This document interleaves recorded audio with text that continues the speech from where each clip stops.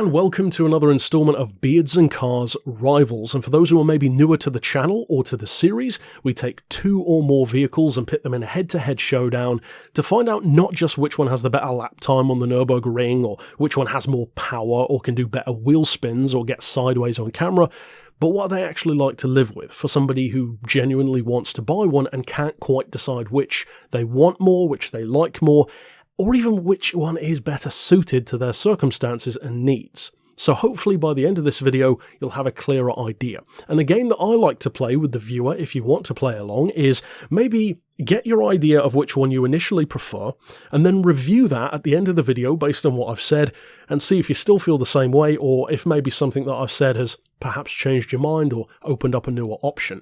Now, in terms of knowing where we are visually within the video, the car with the wood interior and the black paint is the older shape, an X100, and that's probably how I'll refer to it in the video most of the time.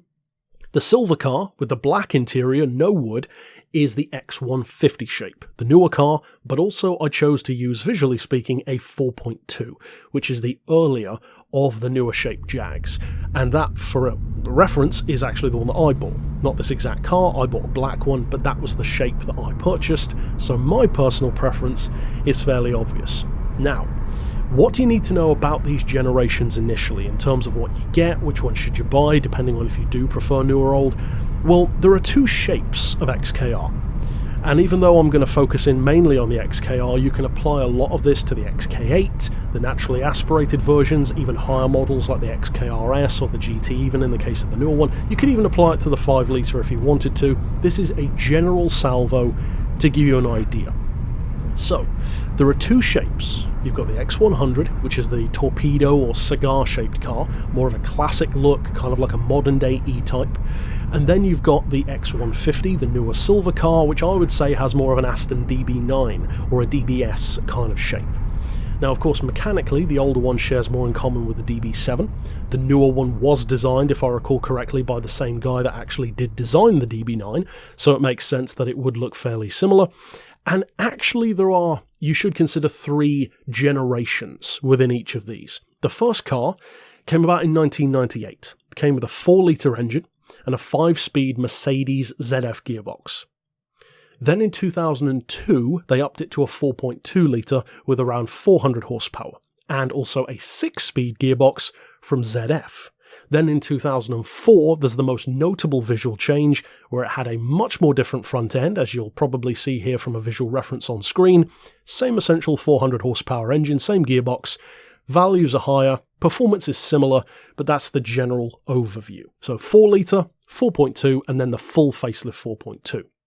Spanning basically 1998 to 2006.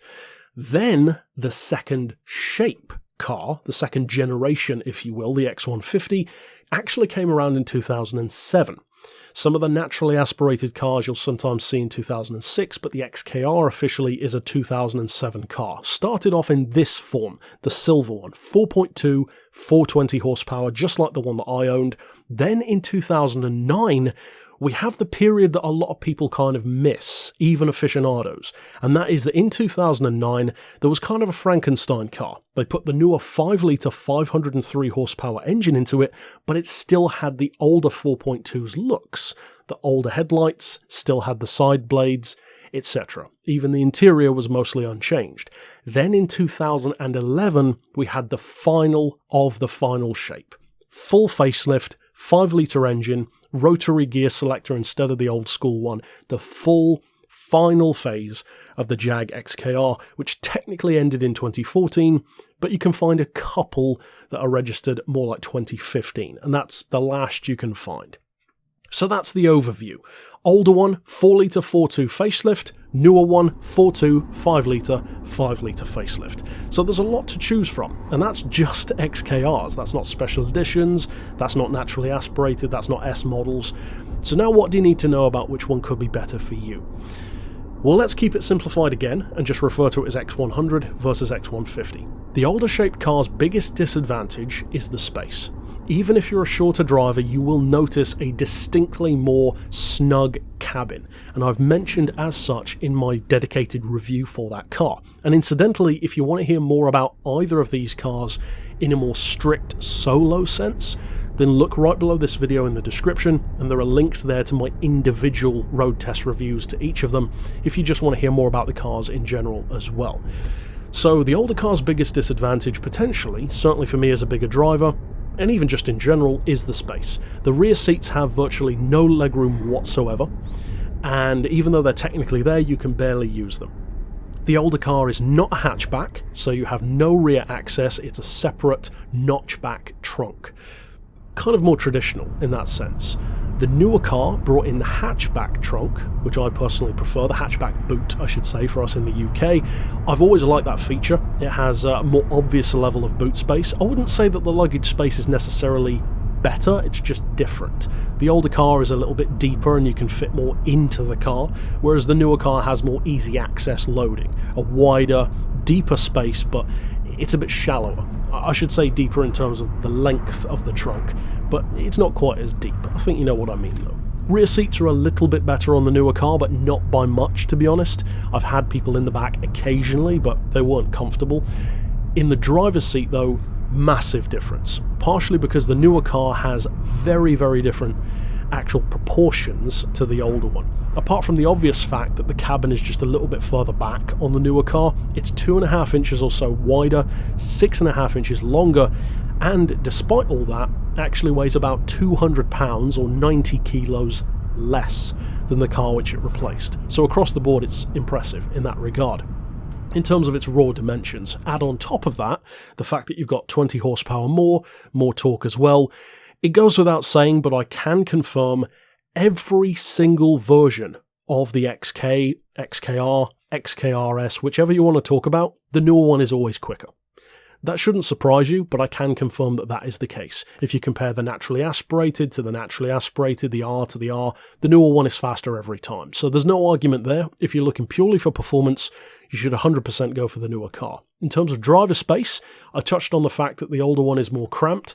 The newer one is the polar opposite, and it's one of the things I love the most about it. I guarantee if you're 6'7", 6'8", you can still fit in the newer car. You literally have that much legroom to work with, and even though it's a really low slung car, you've got so much driver room in terms of tilting the seat back, moving away from the wheel, and still feeling that you are never cramped for space. The rear seats are a totally different story, but for the passengers up front, you've got more space than you could ever need, and it's fantastic in that regard, to the point where I would never live with an X100, even if I loved the rest of the car, because it would simply be too uncomfortable for me. I never had any complaints whatsoever in that regard, as the driver at least, when it comes to the newer car. So in terms of performance, it's a clear win for the newer one. In terms of driver space, it's unarguably a win for the newer one. In terms of trunk space, it could go either way. I may even give the point to the older one, perhaps, in terms of having a more useful boot or trunk, whereas the newer one, it has the hatchback access, so, you know, depends on if you want that. And if you go for the convertible, of course, that will change anyway. In terms of driving feel, let's talk handling, first of all.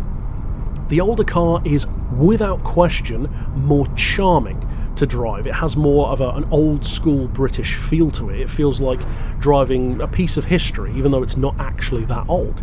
The downside to that is that by definition it means it's softer, it's not as precise, it's a bit more wallowy through corners, and even on straight roads it still feels a little bit more floaty over the front end. You add some rain or mud to the mix and you're going to have a car that is, under hard conditions especially, more of a handful. The newer car is, as I said, lighter, it's wider and longer, so it feels more squat and has more of a supercar stance, and you can immediately feel the difference. Even if you compare the base model of the newer car to the top of the range older car, I would still give the edge to the newer one in terms of just handling physics. It feels so good through corners. Now, with that being said, I'm not saying that the newer car feels like a, Mitsubishi Evo going through any wet puddle like it's this grippy, endlessly rally car kind of machine. Of course not. You go through a puddle with the right or wrong, depending on how you look at it, set of tyres, you're going to feel the steering pull a little bit, but it's nowhere near as much as on the older car. most of the time I would 100% give the edge to the newer car. The newer car is also incidentally known for being really forgiving if you do like to hoon it around corners and get the tail out. The car is notorious for being really, really good in that regard. In terms of ride quality though, this is where the older car pays off, because if you're looking for a longer distance tourer, I have to, in good faith, give it to the X100. That older shaped car, because it's softer, because it's not as precise and it's a little bit more wallowy, the payoff is that it does soak up bumps in the road just a little bit better. Now, I want to clarify that by saying I don't think the improvement in ride quality is enough to justify that being the choice that you make, but it is a factor. So in other words, I'm not saying one feels like a Caterham and one feels like a Rolls Royce. It's not that kind of difference. They're both comfortable, but there is a slight edge. I may give it maybe a 15 to 20% advantage. So not a huge one, but that's the kind of difference I would say. What then in terms of values? Well, when it comes to value, the XK is up and down all over the place. Currently in the UK, values are going up, especially on the newer cars, and generally speaking, much like with the performance, each variation is always going to be cheaper on the older car. Now, that may sound like an obvious thing to say, but I could actually see that changing at a certain point. When one car becomes more of a bona fide classic, then that could well change. We're not quite at that point yet though, and consequently the older cars are still cheaper. Now there may be some places in the world where that's different, but here in the UK that is the way it is. And as a rough guide, I'm just going to talk entry point prices. The original 4 litre of the older shape, from 1998 onwards, you should be looking to pay at least £6,000. And when I say at least, all of these are like for high mileage cars that aren't in the greatest condition. So I'm not talking about like perfect prices, I'm just talking entry level at every stage. £6,000. When they updated it to the 4.2, so around a 2002 car, you should be looking at least £8,000. Then in 2004, for that beginning of the end, for the first shape with the full facelift, the newer engine, 400 horsepower, you should be looking at a minimum of £10,000. And that's literally for like a 6-figure mileage car, but still not too bad a price. Then for the newer car, for like a 2007-ish, you should look at least 12. Then for a 2009, where it has the older shape looks, but the newer 5 litre engine, you're looking at least £15,000. So a bit more of a jump. And then the biggest jump is if you go for anything after 2011. The full facelift, 5 litre engine, even if it's not something crazy like an XKRS, just an XKR, you're looking at realistically like £25,000, because most of them don't have crazy miles at that point, because they're so much newer and it's so much more of a pure sports car experience, even more so you could say than a GT, then that keeps the values higher. And in fact, if you're willing to go for an ultra low mileage model, like the last of the last 2014, 2015 Rs, you can comfortably pay up to like £50,000, if not more, and that's just in the UK. And I'm aware that sometimes import taxes and various other taxes, or just values in general, make them even crazier in other countries, but we're just using the UK as the standard here. So overall, as you'd expect, each variation goes up in price, and every single time the newer one is more of an entry point cost than the older one. So it's interesting how it keeps going back and forth between the two. If you're looking for cheapness, the older one has the edge. If you're looking for comfort, if you're looking for more of a classic vibe, well, in all of these ways the older car is better. If you're looking for the better handling, the better stability, more driver space, better performance, then the newer car is without question for you.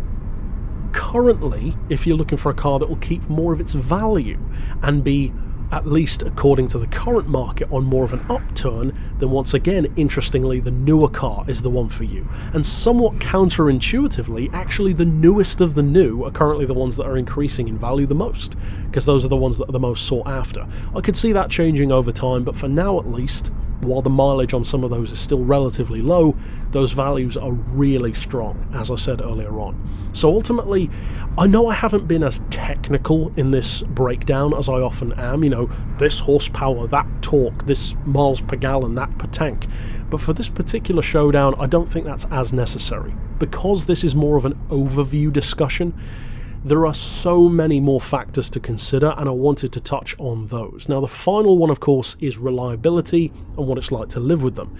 Many of those things have already been mentioned. Even in terms of fuel economy and road tax, those things aren't that much different between the new and the old. Fuel economy wise, they're not that much different because they share similar engines. Now, in terms of reliability, this is where things get different, because as a number of comments on the channel have weighed in on, and I welcome those comments down below in this video as well, it seems that generally speaking the least reliable one is the original 4 litre from the 90s. I'm sure there are people who would disagree with that, but that seems to be the consensus from at least the people who own or have owned those. Take that as you will. The 4.2 engine from then on, when they updated it in around 2002, you could argue didn't change a massive amount even when they facelifted the car. So the 4.2, generally speaking, spanning from let's say 2002 to about 2008, between 2 different entirely shaped vehicles, it's a pretty safe bet. In fact, overall, myself in the one that I chose, and a lot of other people in, for instance, the owners forums will chances are agree with me that the 4.2 is the safest one to go for in terms of reliability and also not being too expensive to fix.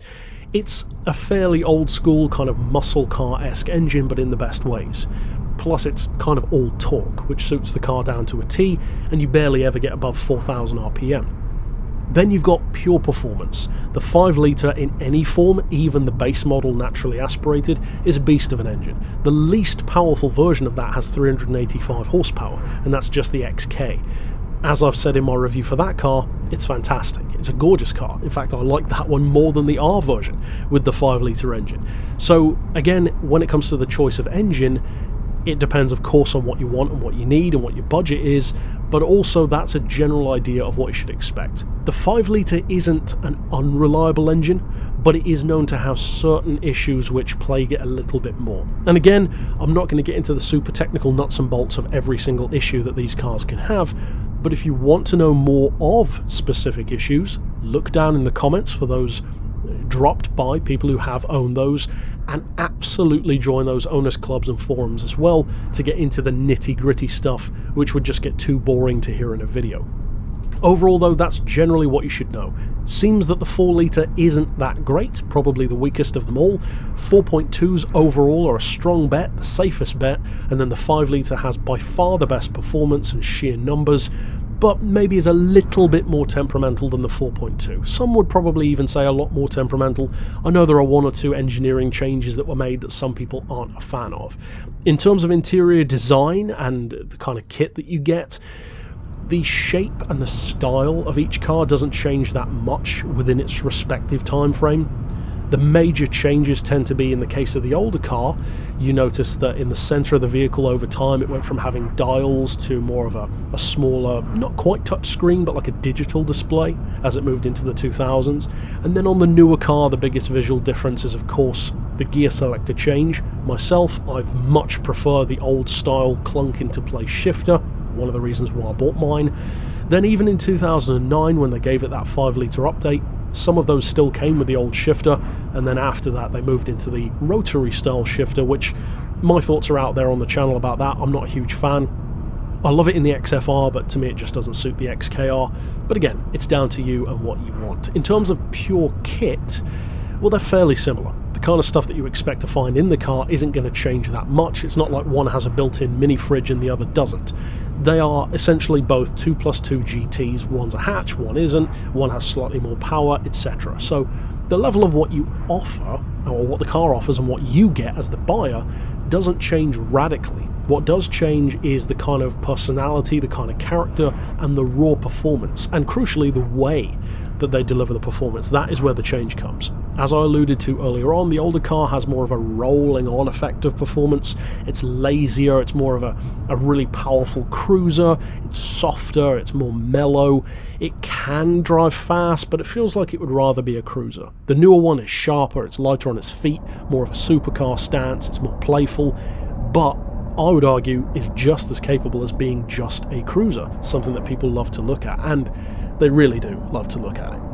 Ultimately, either way, you're going to have a fantastic car in your hands. Of course, they can have their issues, and again, any car can, but in terms of what they offer for the money, Well, simply compare it to its rivals. There isn't much else that can rival it without adding at least another 10 grand on top. Something like a TVR Tuscan, or an Audi R8, or a Bentley Conti GT, or even a Porsche 911. Not much can match it. Even something like an Aston DB7, base models, you're looking at like XKR 5 litre money just for a 300 horsepower DB7. So it doesn't really compare. The only thing that really comes close is maybe something like a Maserati Gran Turismo, and of course I've put just a Maserati again myself and traded in my Jag for it, so that kind of shows that I have the confidence to do that. So if you want to look at more than just Jags, I have actually done that showdown between an XKR and a Maserati Gran Turismo. Beyond that, there's not much else which really rivals it that well.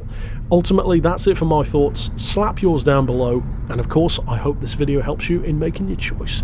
But ultimately, I'll see you next time. Be sure to check out the channel for a lot more content. I've done exhaust swaps on mine, putting spacers on it, reviewing it basically every version of the 4 primary, 4.2 and 5 litres, the older one, XJRs, S-Types, XFRs, all kind of Jag content.